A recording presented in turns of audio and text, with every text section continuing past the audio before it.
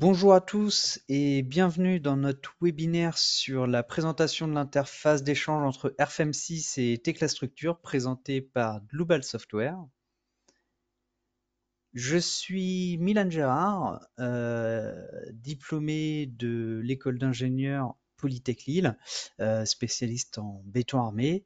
Je travaille au sein de Global Software à Paris en tant qu'ingénieur support technique et je serai le présentateur de ce webinaire. Je serai accompagné de Damien Tonnet que je laisse se présenter. Oui, bonjour Milan, bonjour à tous. Donc, je suis Damien Tonnet, ingénieur support technique chez Delubal Software également à Paris, maintenant depuis 8 ans. Et je serai présent tout au long de ce webinaire pour pouvoir répondre à vos questions via le chat.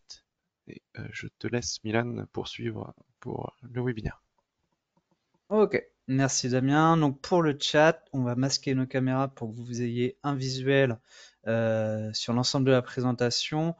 Vous pouvez donc masquer ou afficher le panneau de contrôle qui s'affiche à l'écran pour pouvoir déjà poser vos questions pour que Damien puisse vous y répondre pendant ma présentation et aussi vous pouvez régler les paramètres audio dans ce même interface. Donc, nous sommes sur un troisième webinaire d'échange de données entre RFM et d'autres logiciels après l'interface Rhino Grasshopper et Revit, ainsi que dans le webinaire Revit, on avait vu également les échanges entre fichiers DXC, DXF et IFC. Donc, nous allons cette fois-ci nous focaliser sur l'interface avec Tecla Structure.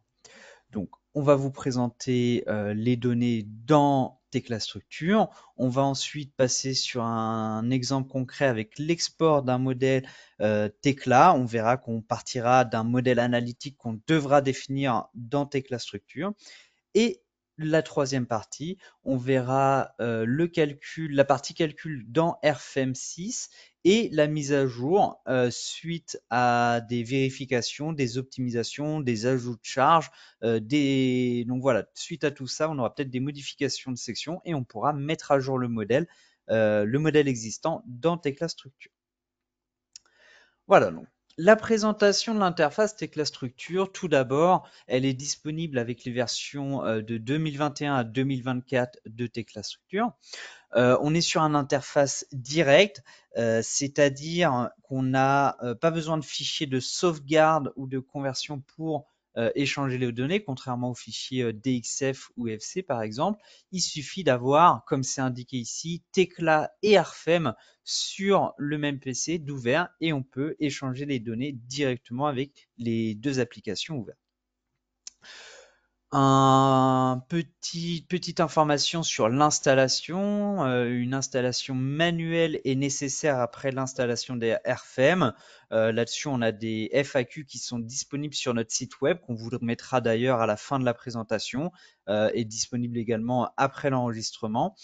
Et il faudra également vous assurer, voilà, que le service web est bien activé au démarrage de RFM afin d'échanger les données correctement entre RFM et une autre application. Voilà, donc une fois que cela est fait, vous avez accès à l'interface d'échange dans Tecla Structure. Au niveau des objets que vous allez pouvoir transférer, donc vous aurez bien sûr les barres et les surfaces, les objets physiques de base, auxquels on aura des attributs de section et de matériaux. Donc voilà, donc c'est vraiment des informations propres à chaque barre, à chaque surface, auxquelles on pourra exporter les données de section et de matériaux. Le reste, on aura également des données vraiment spécifiques au modèle analytique Tecla. Donc, c'est en dernière partie ce qu'on voit ici, les notions d'appui, d'articulation, de liaison rigide. Tout cela sera des données analytiques qui pourront être également exportées vers RFM. Lorsque vous cliquez sur le bouton d'export, vous avez cette interface avec le type d'export que vous souhaitez faire, que vous devez sélectionner. Donc, soit par défaut le modèle physique, qui là ne prendra pas en considération la position axiale, ou alors le modèle analytique qui, lui, prendra bien les éléments structurels à l'aide de la position axiale. Donc, pour bien comprendre ces différences entre les deux, donc, on a sur la slide suivante une explication avec en partie haute un exemple d'export possible avec l'option modèle physique où on voit que la fin de la position axiale du mur s'arrête en sous-face de la dalle. Hein, donc les pointillés en vert des deux murs s'arrêtent en sous-face de la dalle. Pareil pour la dalle, elle s'arrête au bord de l'extrémité des murs. Donc ça, ce qu'on appelle le modèle physique qui est représenté par le numéro 1 ici, et le modèle axial qui est représenté par le numéro 2, eh bien on va avoir donc sur ce modèle axial dans RFM un écart, une différence et donc une non-connexion entre les éléments. Donc contrairement au modèle analytique qui lui, donc le modèle physique est identique, mais sauf qu'on a bien une liaison aux axes ici et on a bien un export après qui est convenable pour pouvoir transférer les efforts correctement entre les différents éléments. Voilà, donc on n'a plus de problème d'intersection avec le modèle analytique. On revient sur l'interface de l'export. Après, on aura des options sur les liaisons rigides qu'on peut transférer également de Tekla vers RFM. Par défaut, lorsqu'on a plusieurs sections identiques sur plusieurs barres, elles sont exportées comme une seule section dans RFM avec un seul numéro. Si vous activez cette option, bien sûr, ça vous donnera une section avec un numéro à chaque fois pour chaque barre différente. Donc ça peut vous faire sur beaucoup de barres, beaucoup de sections différentes. Donc, par défaut, cette option est bien désactivée. Après, vous avez bien sûr l'axe Z qui est dirigé vers le haut, comme pour Tekla, vous pouvez désactiver cette option éventuellement. Et après, l'export, vous pouvez choisir dans RFM de créer un nouveau modèle ou de mettre à jour un modèle existant qui est déjà ouvert dans RFM. OK. Inversement, au niveau de l'import, lorsqu'on souhaite importer des données dans Tekla, on aura plusieurs possibilités. Donc, soit remplacer le modèle existant, donc qui sera écrasé, soit le compléter ou soit le mettre à jour. Lorsqu'on souhaite utiliser l'option de mise à jour, on aura des options supplémentaires ici, avec la mise à jour des matériaux, des sections, des épaisseurs, des nouveaux objets qu'on peut insérer ou au contraire enlever des objets qui n'apparaissent plus. On aura également la possibilité d'importer le modèle analytique depuis RFM pour le générer automatiquement dans Tekla. Et également, on peut modifier les coordonnées en miroir selon les axes X, Y et Z. Voilà. Un tableau très important pour l'export et l'import dans RFM, c'est le tableau de conversion qui permet qui est un principe de base pour échanger les données entre deux logiciels. Donc, on aura une colonne de gauche qui va contrôler les conversions de l'export Tekla vers RFM et la colonne de droite qui va contrôler l'import de RFM vers Tekla. Donc ici, on retrouve les matériaux et les sections avec l'appellation du matériau dans le logiciel Tekla et sa correspondance dans le logiciel RFM. Également, on verra au cours du webinaire qu'on a la possibilité de créer des expressions régulières appelées regex qui permettent de convertir plusieurs objets à l'aide d'une seule entrée. En effet, une section qu'on appellera IPE200, on ne sera pas obligé à chaque fois de donner son équivalent IPE200, IPE300, etc. On pourra avoir une expression régulière pour avoir automatiquement une conversion en fonction du numéro. OK. Enfin, avant de passer sur l'exemple concret, plusieurs flux de travail possibles qu'on vous présente. La définition du modèle analytique dans Tekla, avec, comme on l'a vu, des informations sur les éléments barres et surface, avec les sections, les matériaux, aussi d'autres conditions vraiment propres au modèle analytique, comme les appuis, les articulations, les types de barres, etc. Une fois que cela est fait, on exporte le modèle complètement vers RFM. On peut ajouter ensuite des charges, des combinaisons de charges, vérifier les objets, puis on peut mettre à jour si jamais il y a des modifications de sections, de matériaux, des nouveaux objets, etc. dans le modèle Tecla. Voilà, donc nous, on pourrait faire ça. On va faire juste l'option de flux de travail possible différente. La deuxième option, on va faire un export partiel. Voilà, donc c'est ce que vous voyez ici avec une partie de la structure acier qu'on va exporter dans RFM et on va ensuite remettre à jour les données dans Tecla. Voilà, et un dernier flux de travail qu'on ne va pas voir, mais qui est possible également, c'est tout simplement d'avoir le modèle complètement dans RFM. Avec les outils de CAO disponibles dans le logiciel, vous pouvez très bien modéliser directement dans RFM, effectuer les charges et les combinaisons de charges, les vérifications, et ensuite tout exporter, tout importer dans Tecla, pardon, que ce soit de façon complète ou partiellement, afin d'avoir les métriques plus facilement, les feuilles de préfabrication. Voilà, donc automatiquement, on a un seul processus de mise à jour dans ce sens-là. Très bien. On va donc passer sur l'interface. Je vous montre ici le logiciel RFM6 qui est ouvert avec aucun modèle. On va voir une première possibilité d'export. Voilà, je me retrouve maintenant sur Tecla avec le modèle du jour ici, avec une partie acier, avec des poteaux, des poutres. On a également des assemblages, voilà, qui sont présents ici, et une partie béton avec des surfaces, des dalles. Si je tourne le modèle, on voit également des poteaux qui sont disponibles pour la partie béton.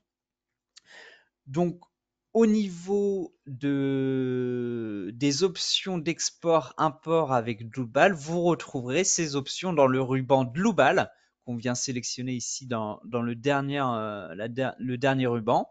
Et vous avez ici les icônes de boutons disponibles. Donc ça, c'est bien disponible une fois que vous avez fait l'installation du plugin, comme je vous l'avais précédemment indiqué.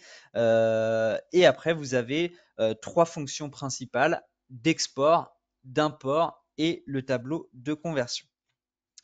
Donc, on va faire un test tout de suite avec un export vers RFM. Je clique sur le bouton, j'ai l'interface ici qui s'affiche. Je vais sélectionner par exemple le modèle physique. OK, on va laisser l'axe Z vers le haut et on va créer un nouveau modèle. On va tout simplement cliquer sur OK.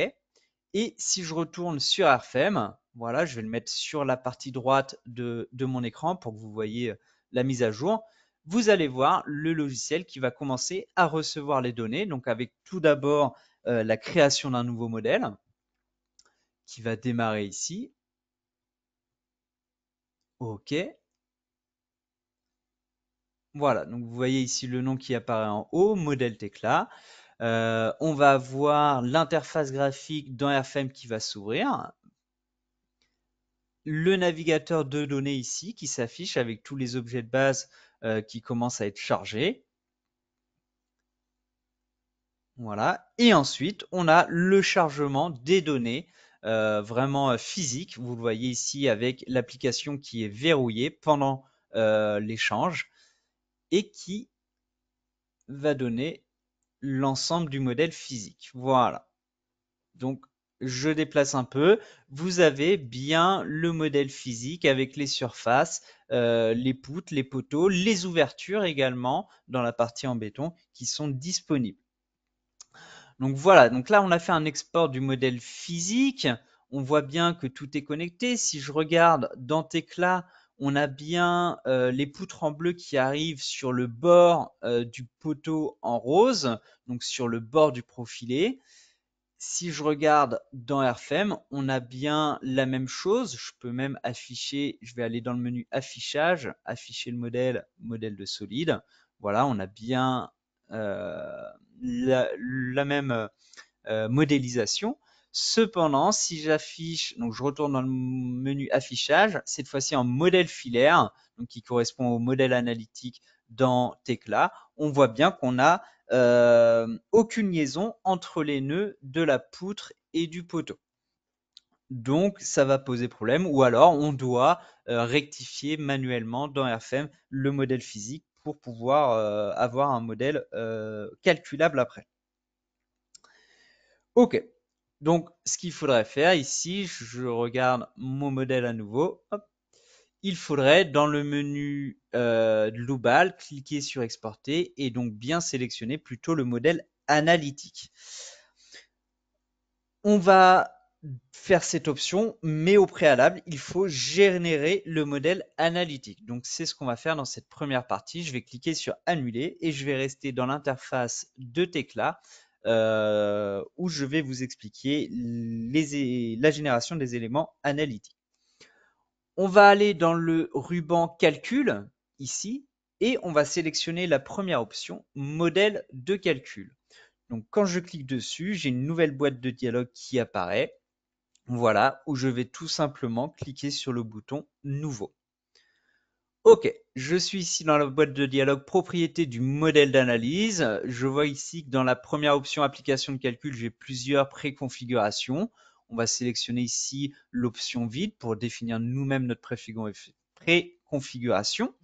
On va donner le nom du modèle d'analyse sur acier.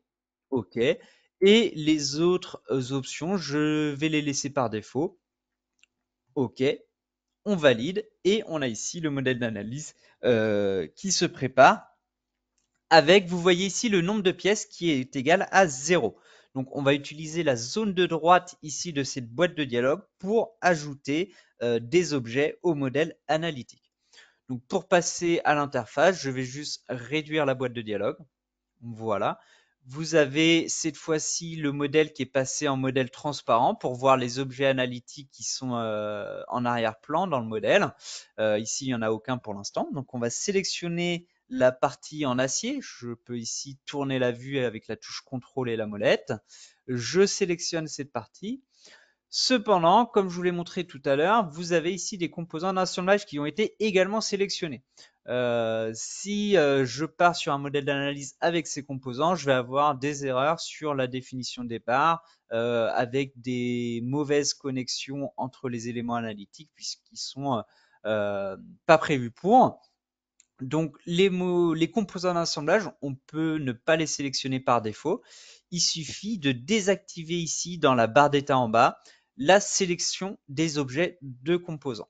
Donc si je désélectionne ici cette option, elle n'est plus en surbrillance, que je resélectionne la partie en acier, voilà, vous voyez que les objets de composants d'assemblage ne sont plus sélectionnés. Ok, donc on part sur cette sélection.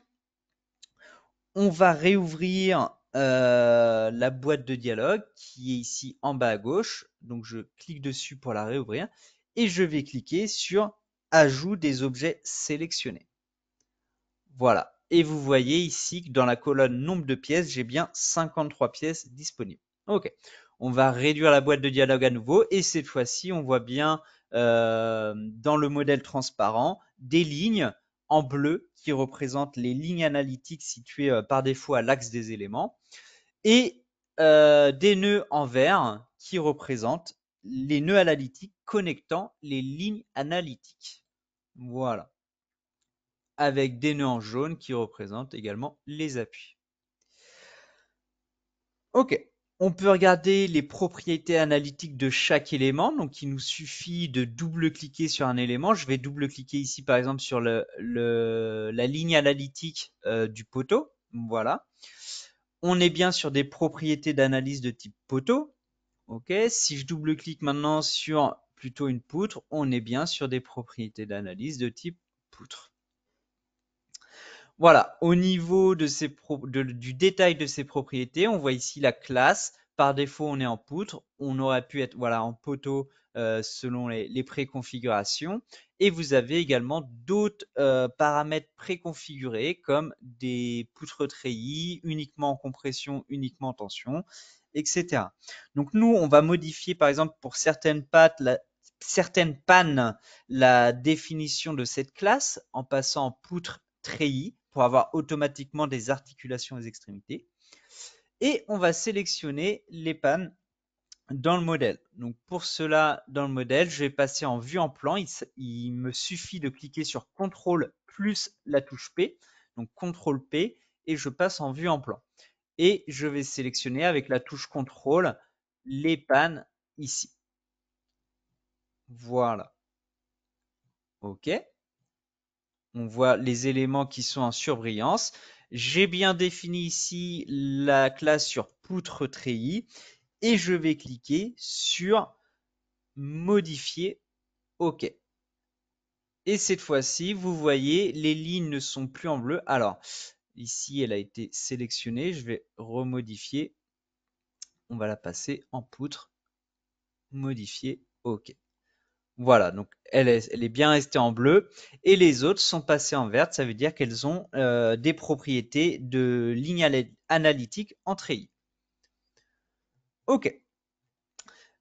Pour les nœuds, c'est la même chose. Je peux ici, par exemple, double-cliquer sur un nœud analytique en pied de poteau. Voilà, je vais déplacer ici la boîte de dialogue. Je suis bien sur les propriétés d'analyse du nœud. Au niveau de l'option par défaut, je vois que je suis sur la récupération des appuis depuis les pièces. Donc, c'est-à-dire que depuis le poteau, j'ai la définition des degrés de liberté, ici des 6 degrés de liberté, ou sinon je pourrais définir moi-même. Donc, ici, on le récupère automatiquement depuis le poteau. Donc, je peux aller voir le poteau. Je double-clique sur ma ligne numéro 6. Voilà, j'ai bien ici la définition poteau. Et j'ai un onglet relaxation origine. Donc, c'est bien ici le nœud numéro 11, voilà, qui est signalé par une couleur jaune. Et le nœud numéro 12 par une couleur rose. Et donc là, il s'agit de l'onglet relaxation extrémité. Voilà, vous voyez bien la couleur rose. Je reviens dans l'onglet relaxation d'origine et j'ai bien la définition ici de mon nœud en jaune en appui. Si je peux modifier et que je passe en connecté, vous voyez que je n'ai plus d'appui, mais j'ai une définition d'articulation avec aussi 6 degrés de liberté, dont ceux en translation et ceux en rotation. Ok, on va rester, nous, en appui ici pour le pied de poteau. Et on va modifier tous les pieds de poteau, puisque là, on est sur un appui fixe. J'ai une liste déroulante ici en haut où je peux sélectionner voilà, plusieurs préconfigurations. Je vais sélectionner l'appui articulé. OK. Je vais cliquer sur charger. Et j'ai ici mes deux rotations en X et en Y qui sont passées en articulé. OK, je vais sélectionner maintenant les poteaux auxquels je souhaite modifier cette préconfiguration. Donc, je les sélectionne ici. Voilà. Et je peux cliquer sur modifier. OK. Voilà. Donc mes appuis sont modifiés. Je peux le vérifier directement en double-cliquant sur une autre ligne de poteau. Voilà, je suis bien sur un poteau avec ici la définition appui articulé. Je peux le vérifier dans l'onglet relaxation d'origine. J'ai bien les deux rotations en X et en Y qui sont passées en appui articulé. OK, et pareil pour le nœud directement, pour vraiment vous remontrer le principe. Les propriétés d'analyse du nœud sont bien récupérées depuis la pièce d'origine, donc depuis le poteau, et j'ai bien ici une rotation libre en X et en Y. OK. On va passer maintenant sur les poutres qui sont à l'interface avec la partie béton, puisque comme je vous l'ai expliqué précédemment, la partie béton, on ne va pas l'exporter. Du coup, je vais définir des appuis aux extrémités de mes barres qui sont par défaut en articulation. Donc, je vais double-cliquer ici sur ma poutre. Voilà, ma ligne analytique de ma poutre, donc la ligne 51, je suis bien en type poutre. Si je regarde l'onglet relaxation d'origine, donc c'est le nœud jaune qui est bien en liaison avec la structure en béton. Je suis bien sur un type de nœud connecté, donc une articulation qui par défaut est rigide. Si on l'exporte d'une telle façon dans RFEM, on n'aura aucun réaction d'appui disponible pour savoir quelle charge est retransmise aux extrémités. Donc, on va modifier en sélectionnant ici dans la liste déroulante l'appui glissement en X. Voilà, je peux regarder le repère global ici dans Tecla. En X, j'aurai bien un glissement pour modéliser seulement ma poutre appuyée sur la dalle en béton avec un glissement possible. Donc je sélectionne ici appui glissement X et je peux cliquer sur charger. Voilà, vous voyez que la définition est devenue un appui pour la relaxation des régines, que j'ai bien une libération en X et des articulations autour de X et Y. Je vais sélectionner les poutres auxquelles je souhaite attribuer ces modifications, donc les 3 poutres ici. Je peux cliquer sur modifier et OK. Voilà. Au niveau des nœuds jeunes, vous pouvez visualiser un marqueur de type appui, ici les petites lignes en noir, qui représentent bien cette fois-ci un appui analytique défini au niveau de ces nœuds, comme pour les nœuds de pied de poteau. OK. Donc visuellement, et après toutes les explications que je vous ai données, le modèle analytique semble correct, hein. On voit bien les lignes qui sont connectées les lignes aux autres. Ça, je peux le vérifier dans la boîte de dialogue. Donc je reviens ici. Voilà, je réouvre la boîte de dialogue modèle d'analyse et je vois ici un avertissement. Donc j'ai une icône d'avertissement. Je peux cliquer sur le bouton afficher les avertissements.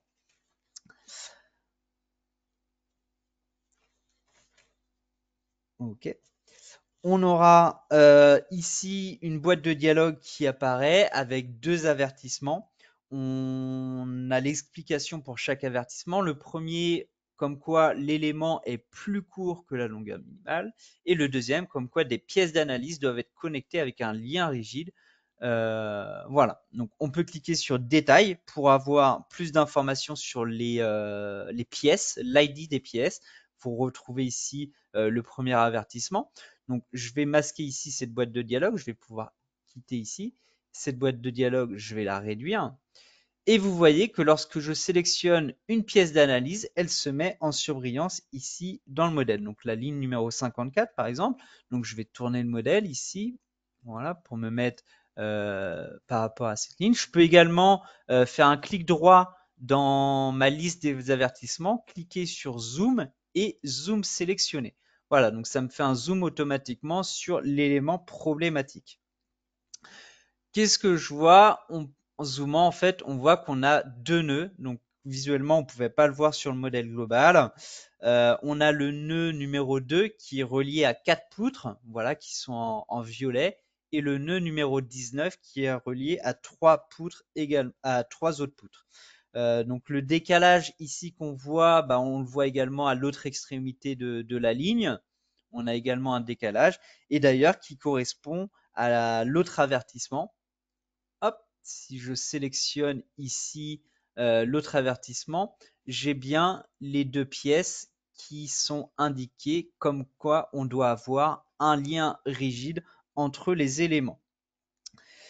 Donc voilà, les 2 avertissements sont étroitement liés. Pour corriger cela, on va tout simplement sélectionner les 2 nœuds problématiques. Donc avec la souris et la touche contrôle, je sélectionne les 2 nœuds. Je fais un clic droit sur l'un des nœuds et je clique ici sur fusion nœud sélectionné. Voilà. J'ai ici le curseur qui est modifié. En bas à gauche, je vois qu'on me demande de sélectionner le nœud cible de la fusion. Donc, je vais en effet sélectionner ici l'un des nœuds, donc par exemple le nœud numéro 2.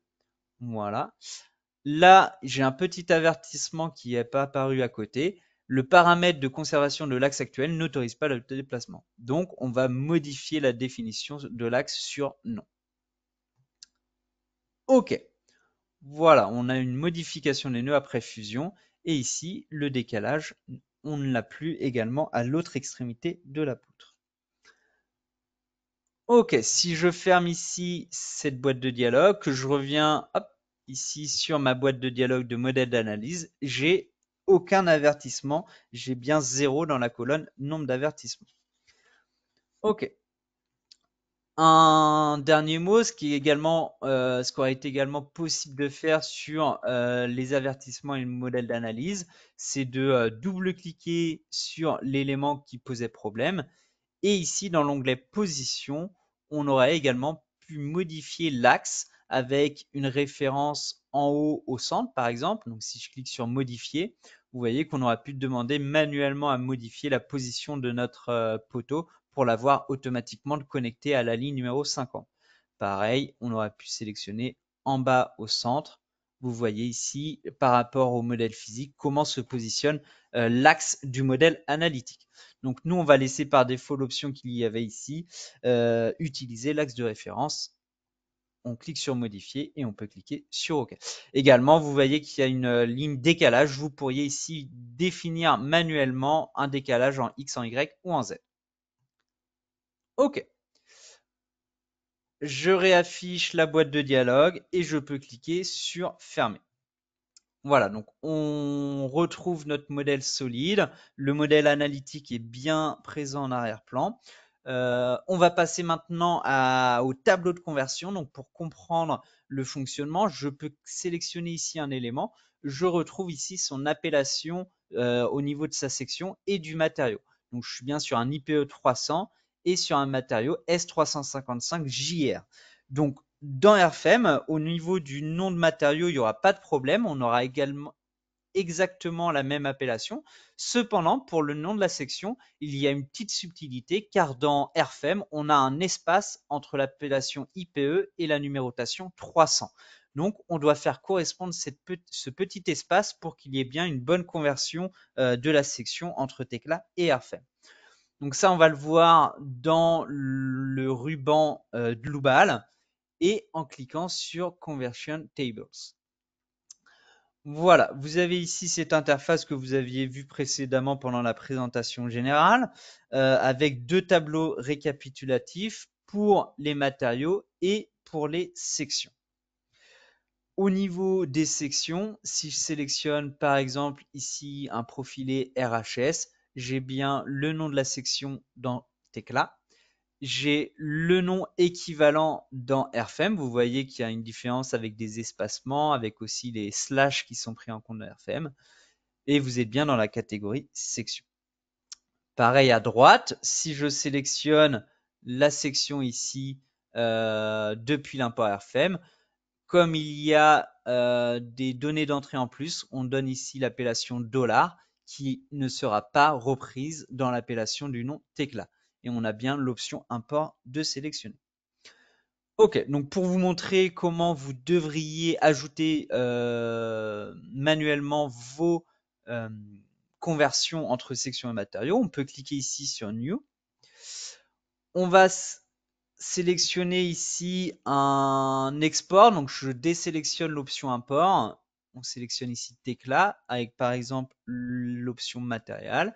Je définis ici mon nom de matériau Tecla. Donc je donne tout simplement un exemple, nom matériau Tecla. Global name, je vais donner nom matériau RFM. OK. Et je peux cliquer sur Save. On a bien ici le matériau qui va se retrouver. On peut faire pareil avec la section. On va sélectionner maintenant l'import. Tecla, cette fois-ci depuis une section. Avec... hop, j'ai pas donné, je vais juste faire annuler. Hop. Voilà, donc là, je dois faire new, pardon. Ok, donc je sélectionne l'import, voilà, Tecla, section, le nom de la section Tecla, nom, section Tecla, et ici, le nom de la section RFM. Je peux cliquer sur Save, et j'ai bien, voilà, vous voyez dans le tableau de droite la dernière option que j'ai définie, donc non section RFM, et dans le tableau de gauche, j'ai bien la première définition que j'avais effectuée, non matériau Tecla. Donc voici comment tout simplement ajouter des données au tableau. Là, on va pouvoir le supprimer, et pareil pour le nom de la section RFM. Hop, je retourne ici dans le tableau de conversion. Nom de la section RFM, je peux cliquer sur supprimer. OK. Et également, comme je vous l'avais indiqué, vous pouvez utiliser des expressions régulières. Donc, si je reste dans le tableau de gauche, dans section, donc on a une partie isRegexFold, donc celle-là n'utilise pas les expressions régulières. Et ici, celle où c'est marqué true, on utilise bien les expressions régulières. Donc, vous voyez ici, par exemple, pour l'IPE, on a derrière la notation IPE un identifiant de numérotation qui va, par exemple, si on a le chiffre 300, va reprendre ici en code HTML la numérotation 300. Et ici, le $1 va être généré à partir de cette appellation HTML. Sauf qu'on a bien un espace entre l'IPE et $1, comme je vous l'avais indiqué. Pour mieux comprendre, on peut cliquer ici sur la zone de test et je définis mon nom Tecla, donc IPE 300, et j'ai bien un espace qui s'ajoute ici pour mon IPE 300 dans RFM. Si je modifie en IPE 220, pareil, peu importe que je modifie les nombres après l'appellation IPE, grâce à l'expression régulière, j'ai une conversion automatique. Voilà, donc pour plusieurs séries, c'est pratique d'avoir une seule définition.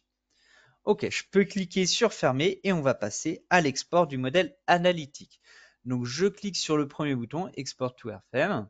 Je vais sélectionner désormais l'option modèle analytique. Je vais bien laisser par défaut l'option créer un profilé unique désactivée. Donc je vais avoir un seul profilé pour plusieurs profilés identiques. Je laisse l'axe Z par défaut vers le haut. Et je peux cliquer sur remplacer le modèle actuel, puisque j'ai bien ici RFM d'ouvert avec le modèle physique qu'on avait défini. Donc on va remplacer le modèle. On clique sur OK. Et on a, donc là je vais agrandir RFM. Voilà. L'interface de RFM qui va charger pour importer les données du modèle analytique avec un échange des données direct entre les deux logiciels. OK. Vous voyez ici le modèle mis à jour. Je peux vous montrer directement dans le navigateur les matériaux qui ont été correctement échangés, S335, et également les sections avec la bonne appellation IPE 360, 220, 180, etc. Au niveau de l'interface graphique, on voit bien qu'on a un seul nœud de liaison sur plusieurs barres. Donc, on a le modèle analytique qui a été correctement exporté. Également, au niveau des appuis nodaux, donc qui sont modélisés en vert, on les voit ici correctement définis avec une articulation en pied des poteaux. Et par exemple, ici, un appui glissant en X pour les poutres qui doivent être reliées à la partie béton.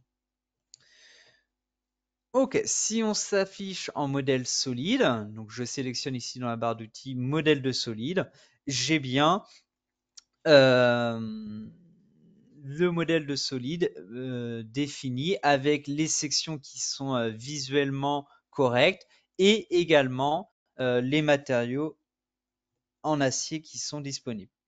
On peut avoir une vérification à faire dans RFM.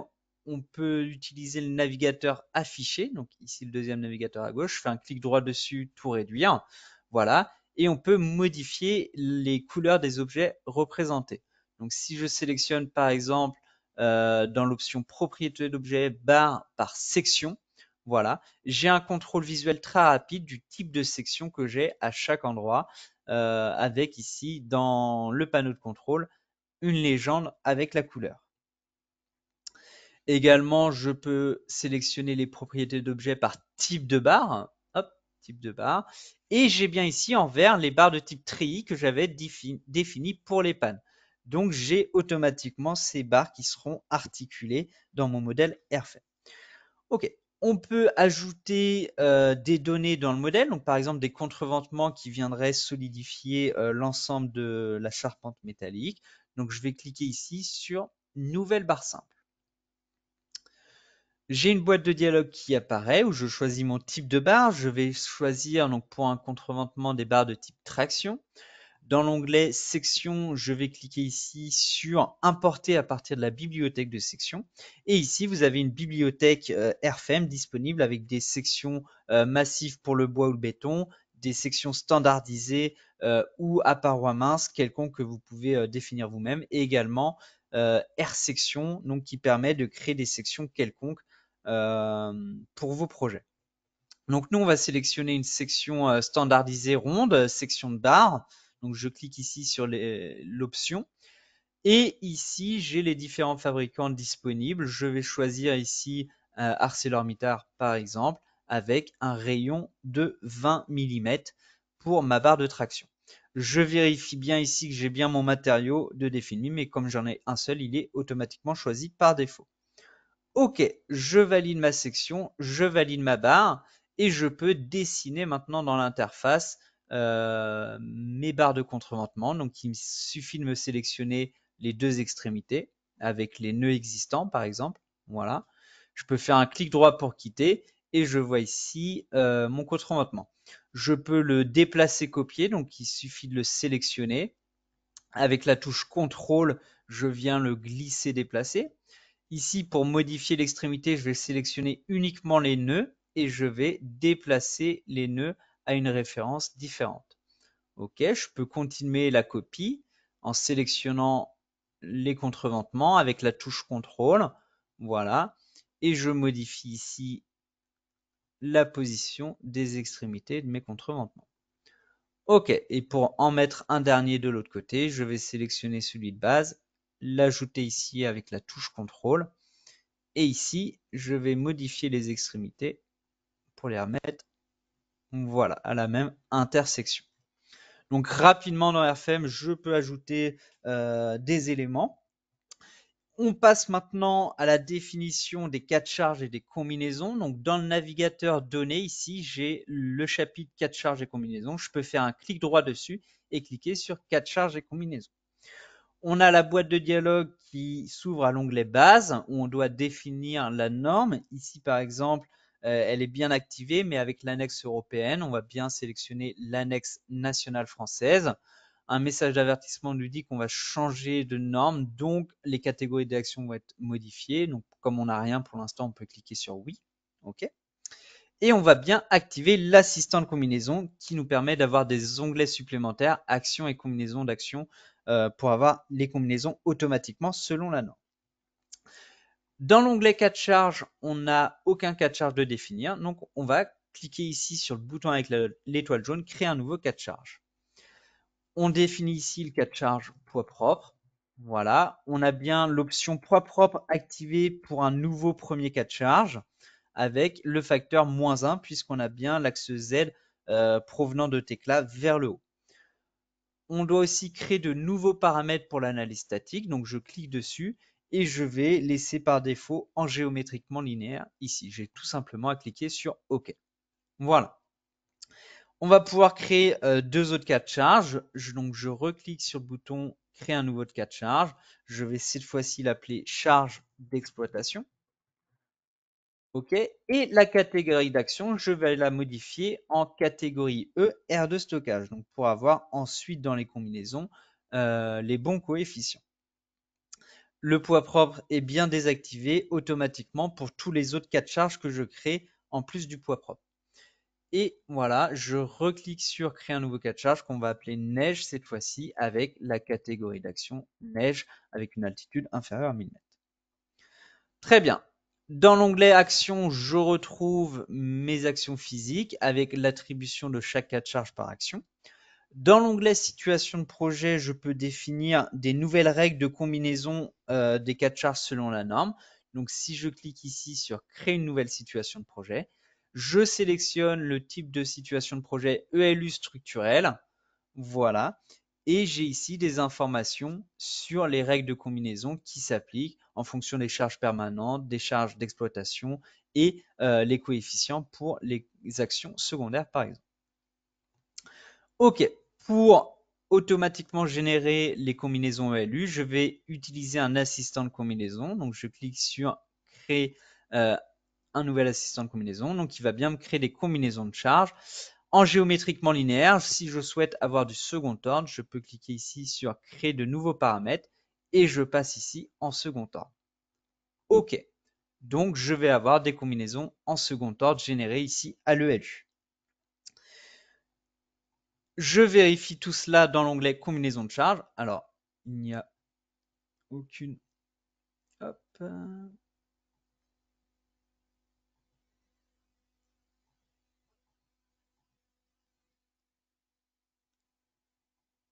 va modifier ici.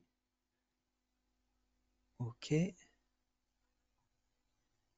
Je suis bien l'assistant de combinaison. Hop.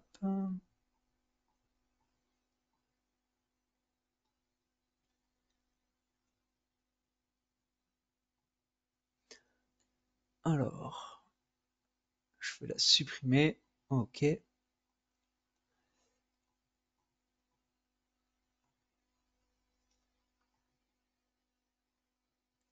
On crée donc la nouvelle situation de projet ELU avec une combinaison de charges. Voilà, donc j'ai bien les combinaisons d'action et les combinaisons de charges qui sont générées. Et on retrouve dans l'onglet Général les paramètres bien au second ordre avec les coefficients dans l'onglet Attribution avec des coefficients de 1,35, de 1,5, les coefficients pour les actions variables, etc. OK, on valide ici les 5 combinaisons et on va définir les charges pour les 4 charges. Donc, au niveau du poids propre, je peux cliquer sur afficher les charges.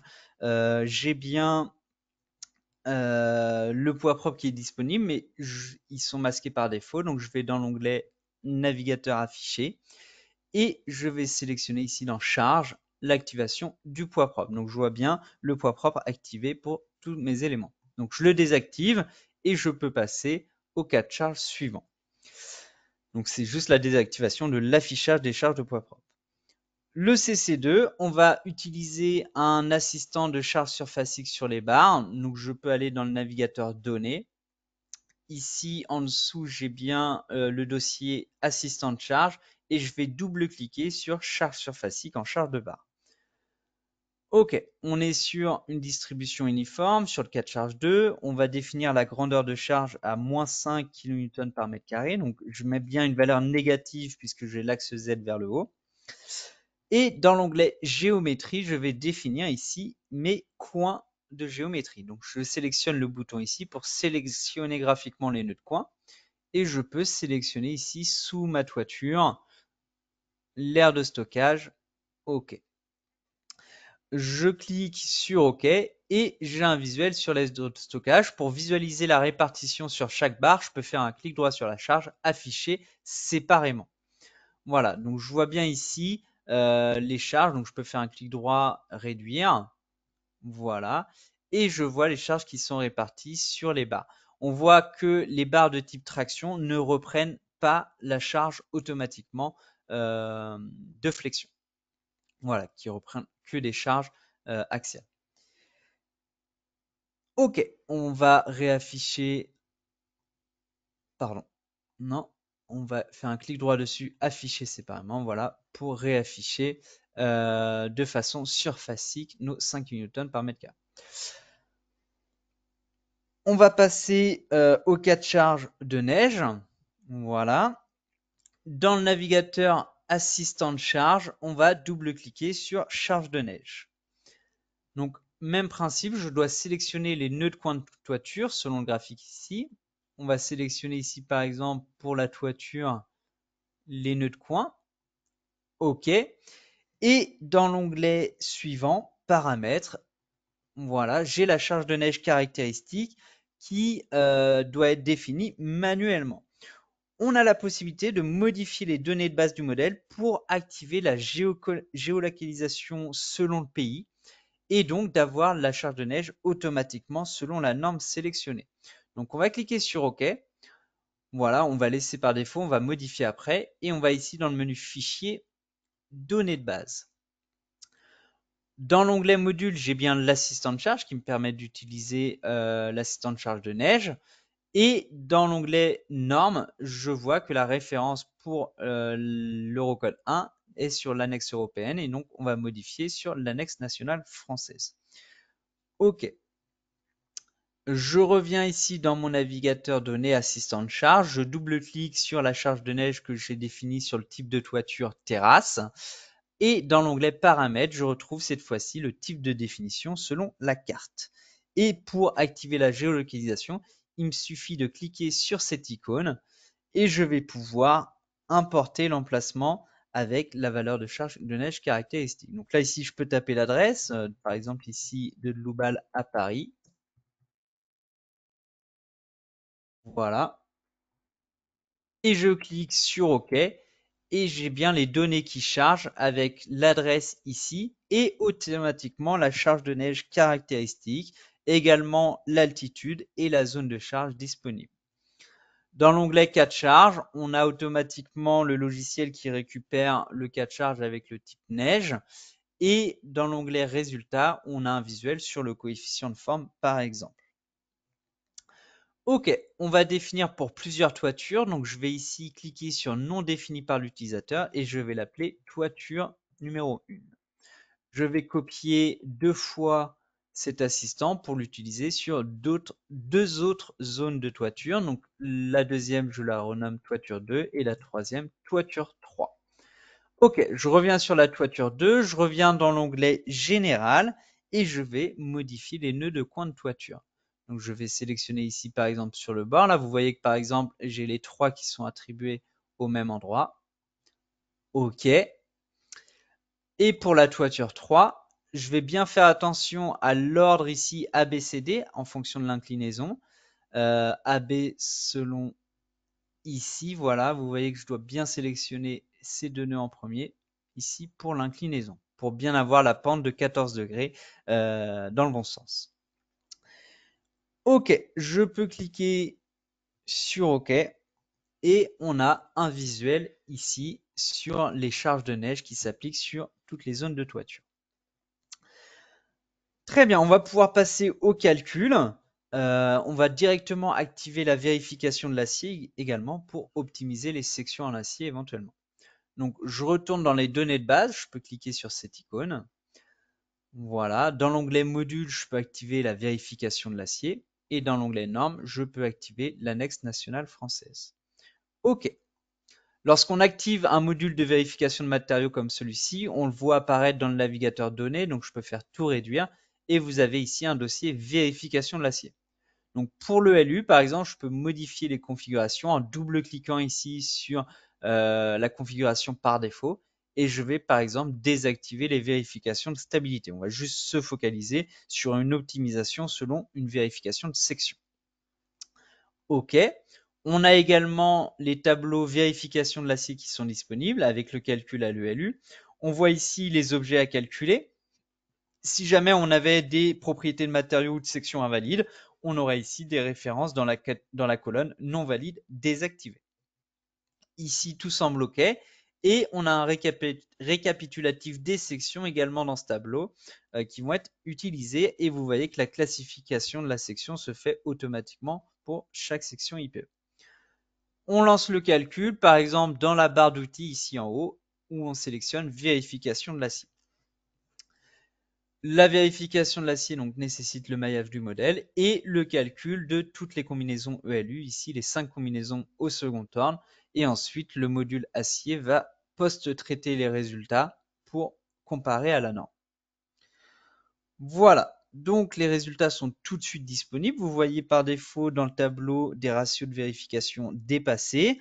On va pouvoir se mettre sur le LU, voilà, pour masquer les charges. Et on va regarder où est-ce que ça pose problème. Donc ça semble poser problème sur seulement certaines barres. On va utiliser le navigateur vue ici pour filtrer la vue selon des barres par section avec l'IPE 180. Donc on voit bien que c'est l'IPE 180 qui pose problème. Donc on va choisir d'optimiser automatiquement pour laisser le logiciel choisir une autre section pour que la vérification de l'acier puisse être vérifiée. Donc on retourne dans le tableau données d'entrée de la vérification de l'acier. Et pour la section 5 IPE 180, je vais ici dans la colonne utiliser une autre section pour le calcul, sélectionner l'option optimiser la série actuelle. Je retourne dans la barre d'outils pour relancer le calcul de la vérification de l'acier. Et vous allez voir, voilà, donc les combinaisons sont déjà disponibles. On a un pas d'optimisation. Et cette fois-ci, les ratios sont inférieurs à 1. Pour voir quelle section a attribué le logiciel, je peux retourner dans les données d'entrée et dans la ligne IPE 180, je vois qu'un IPE 240 a été utilisé pour vérifier les efforts. On va devoir faire une autre itération pour s'assurer que les efforts internes provenant de l'IPE 240 font toujours l'objet de la validation de la vérification de l'acier. Donc, je fais un clic droit dessus et je vais cliquer sur utiliser la section optimisée dans le modèle. Voilà, donc cette action supprime tous les résultats du maillage. Souhaitez-vous continuer? Oui. Donc, en effet, en faisant ça, on modifie la section IPE 180 par une IPE 240. Donc, les nouveaux efforts internes vont changer et je vais pouvoir relancer le calcul. Donc, je reclique ici sur vérification de l'acier pour être sûr que les nouveaux efforts internes provenant de la nouvelle section permettent au modèle d'être toujours conforme. Ok, donc les combinaisons sont calculées et ici la vérification de l'acier. Voilà, donc on a toujours un ratio inférieur à 1. Ok, on va pouvoir retransférer les modifications dans Tecla. Donc on va masquer les résultats. On va cliquer ici sur annuler le mode de visibilité. Voilà, donc on aura une mise à jour sur les contreventements et les nouvelles sections. Donc on va retourner dans Tecla. Ici, on va cliquer dans l'onglet, dans le ruban global sur importer depuis RFM. Voilà, donc ça charge et on va choisir parmi les types d'importation disponibles. Voilà. Par défaut, la mise à jour du modèle existant. Donc ça nous permet d'avoir les options ici de mise à jour avec bien les matériaux, les sections, les épaisseurs, l'ajout de nouveaux objets, etc. On clique tout simplement sur OK. Et on a RFM6 ici qui charge, voilà, qui est verrouillé. Et Tecla en arrière-plan. Donc je vais vous afficher ici. Hop. Et vous allez voir apparaître les modifications dans Tecla.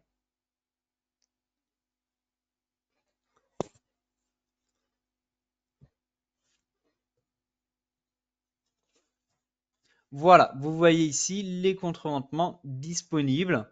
Donc je vais retourner dans Tecla, qui se sont mis à jour depuis RFM. Vous voyez ici les sections qui sont bien passées en IPE 240 pour les sections IPA et ça n'a pas d'impact sur le composant d'assemblage pour ce type de profilé. Ça prend automatiquement à jour. Ok, voici pour la mise à jour dans Tecla et également au niveau, donc là on pourra faire les métriques dans Tecla. Et également on peut ressortir les notes de calcul depuis RFM. Donc on retourne ici dans RFM et on va faire un clic droit dans le navigateur données sur rapport d'impression et on va cliquer sur nouveau rapport d'impression. Donc ça va nous permettre de sortir une note de calcul sur les résultats qui ont été effectués à la vérification de l'acier. Ici, on a la possibilité de cocher, décocher les données à faire apparaître, donc aussi bien sur les objets de base que sur les résultats de l'analyse statique que sur la vérification de l'acier. On laisse les paramètres proposés par défaut, on clique sur enregistrer et afficher et on a une note de calcul complète détaillée qui va s'ouvrir avec des chapitres par défaut qu'on va pouvoir sélectionner, qu'on va pouvoir modifier et également supprimer. Voilà. Ok. Donc vous voyez ici le rapport avec une page de garde, le navigateur à gauche qui permet de sélectionner chaque chapitre, donc les matériaux ici, les sections ensuite, les lignes. Les lignes, c'est pas forcément important dans le rapport, donc je peux faire un clic droit sur ce chapitre et cliquer sur supprimer du rapport d'impression. Ok, là on voit qu'on est sur 33 pages à peu près. Donc c'est assez synthétique. On a la partie résultats sur la vérification de l'acier. Ici, on a les tableaux de ratio de vérification par barre. Voilà, on peut compléter ce rapport avec des impressions graphiques. Donc pour le visualiser, ici, on va mettre le rapport sur la moitié de l'écran. Avec deux écrans forcément, donc c'est plus convivial. Et ici, donc je me remets sur RFM6. On va retourner dans le navigateur affiché. On peut modifier voilà donc la représentation des objets par section comme on avait vu un peu plus tôt. Et donc ça, on peut l'ajouter au rapport d'impression via le menu Fichier, imprimer les graphiques dans le rapport d'impression. Voilà, on a une boîte de dialogue qui s'ouvre. On va choisir les paramétrages de l'impression graphique. Donc, ça nous permet d'avoir un aperçu sur les modifications qu'on souhaite ajouter à l'impression. Voilà, donc par défaut, c'est plutôt correct. Si on souhaite vraiment avoir une optimisation de l'affichage sur la page, on peut cliquer ici sur remplissage de la fenêtre et on a automatiquement l'aperçu qui se met à jour pour voir les modifications qu'on fait en fonction des paramètres d'affichage. Voilà, donc là, c'est plus correct. On peut cliquer sur enregistrer et afficher. On va avoir ici le rapport d'impression qui se met à jour. Voilà. On peut également afficher les résultats. Donc ici, je choisis dans RFM d'afficher les résultats. Je peux recliquer ici dans le bouton d'imprimante, imprimer les graphiques dans le rapport d'impression.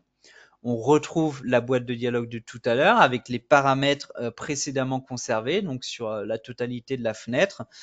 On peut cliquer sur enregistrer et afficher. Voilà, très rapidement, on a deux impressions en plus dans le rapport. Si on souhaite, si on voit pas assez bien les résultats et on souhaite modifier l'image, on peut faire un clic droit dessus, modifier. Donc voilà, on peut aussi bien faire les modifications avant qu'après.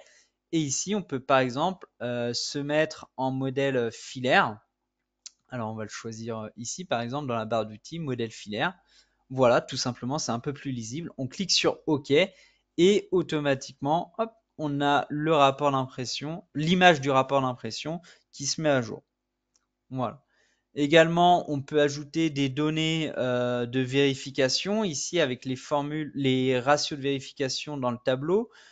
Pour voir le maximum, je peux sélectionner le filtre ici du tableau et sélectionner l'option max. Voilà, on voit les ratios de vérification maximum.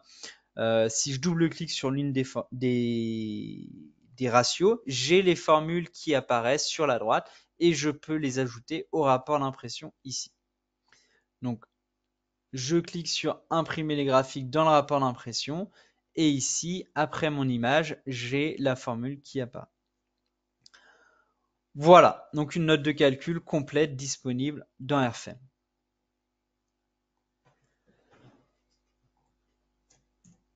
On est arrivé au terme de la présentation des échanges entre Tekla et RFM. Comme je vous l'avais dit, vous retrouverez ici dans le PPT et également sur le site web après le lien vers la FAQ qui explique l'installation du plugin Tekla. Vous avez également un manuel en ligne sur les explications de l'interface Tekla RFM. Donc n'hésitez pas à aller sur notre site. Également, vous retrouverez sur le site les outils de géolocalisation, comme on a pu le voir sur l'exemple d'aujourd'hui, de nombreuses FAQ et modèles téléchargeables. Si vous avez la version d'essai, voilà, vous avez la possibilité pendant 90 jours de faire des essais sur les modèles téléchargeables, sur vos propres modèles, également à l'aide de vidéos sur YouTube ou sur notre site, de voir les possibilités de modélisation et de vérification à travers nos différents modules. Si vous avez besoin de plus d'informations, donc vous avez notre site web ou vous pouvez nous contacter directement par téléphone ou avec notre adresse mail ici qui s'affiche. On pourra répondre à toutes vos questions. Nous arrivons à la fin du webinaire. Vous avez une évaluation une fois que vous aurez quitté le webinaire. N'hésitez pas à la remplir pour améliorer et donner votre avis sur nos webinaires. Je vous souhaite à tous une bonne fin de journée et à bientôt.